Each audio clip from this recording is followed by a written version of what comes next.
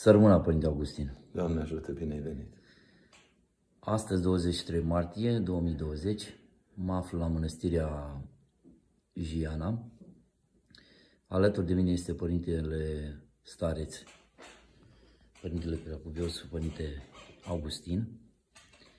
Și am o întrebare pentru Părintele legată de ce se întâmplă. Nu avem legătură cu pandemia. Biserica nu are legătură cu pandemia. Biserica trebuie să apere credința și să facă pe oameni să înțeleagă că nu, dacă faptul că îi se împărtășesc o linguriță, o să ne explice Părintele mai bine, nu luăm virus. Ce credeți, Părinte, că se întâmplă? În primul rând, prea puțin contează ce cred eu personal. Cred că în vremurile acestea nu trebuie să dăm drumul egoismului și să ne dăm părerea noastră personală, ci să fim obiectivi. Exact. Dacă suntem egoiști, ne vom da cu părerea. Iar dacă suntem oameni întregi la minte, vom înțelege că trebuie să fim obiectivi. Și atunci cei care pot să vorbească cel mai bine despre acest lucru sunt medicii. Sunt oamenii de știință, sunt cercetătorii care cunosc foarte bine și și-au dedicat toată viața lor acestor lucruri. Pentru că în vremurile acestea, nu deciziile politice, nici deciziile economice contează atât de mult cât contează ceea ce noi odinioară ascultam de multe ori, fie la radio, fie sfatul medicului. Pentru că nu putem să ne facem peste noapte experți în ceea ce nu cunoaștem. Faptul că ai vizionat câteva filmulețe pe YouTube sau ai ascultat câteva emisiuni la televizor sau la radio nu te transformă într-un expert. Iar în privința celor care își dau cu părerea în această perioadă despre practicile bisericii și cer ca biserica să-și abolească practicile ei, să le schimbe, să le modifice, după cum spun cei care nu au niciun fel de habar despre problema Sfintei Împărtășanii, ce este Sfânta Împărtășanie, și se transformă dintr-o dată în niște veritabili inchizitori, eu aș vrea să le trimit o scrisoare prin intermediul acesta, pentru că în ziua de astăzi am cam uitat de scrisori. Nu mai trimitem scrisori unii altora. Dar eu am o scrisoare pregătită pentru toți dușmanii bisericii și dacă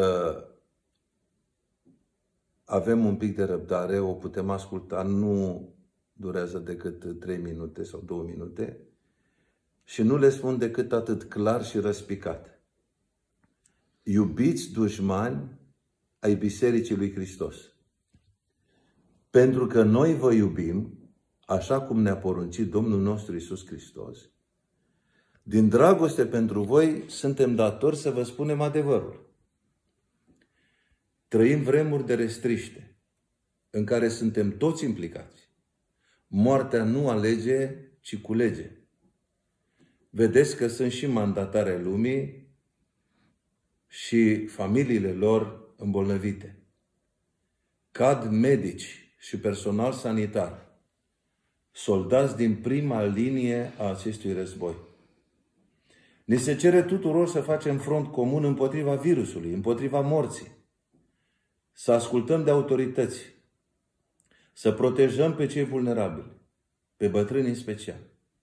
Și toate acestea sunt imperative și indiscutabile. Ce facem însă cu cei ce în această atmosferă atât de dureroasă? Mulți dintre ei slugi nedeclarate ale mass-mediei sau ale ocultei. Nu au găsit altceva de făcut decât să defaime, să batjocorească, să hulească, să instige la ură și violență.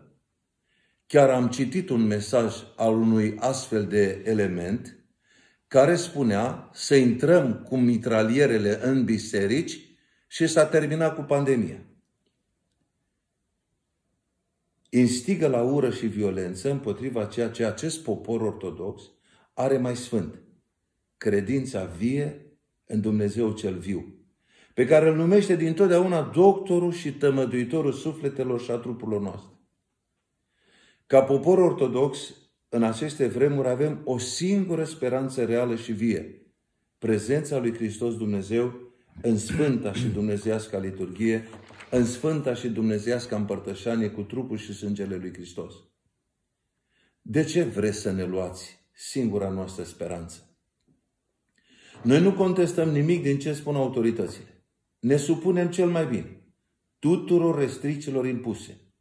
Am ajuns să slujim afară, în frig, în vânt, în ninsoare. Și aceasta se vede limpede. Dar avem de luptat cu o haită de lupi plătiți, care vor cu orice chip să sfâșie turma lui Hristos. Această haită, când vorbește despre pandemie, sunt virusologi și medici, fără să fi citit odată în viața lor un curs de medicină.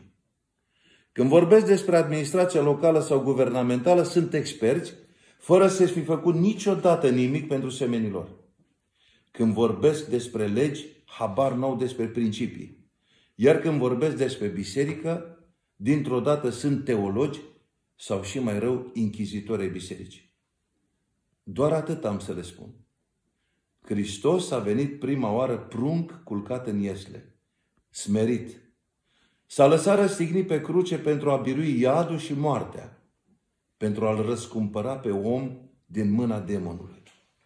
Când va veni a doua oară, va veni ca judecător să despartă oile de capre. Va trece și pandemia.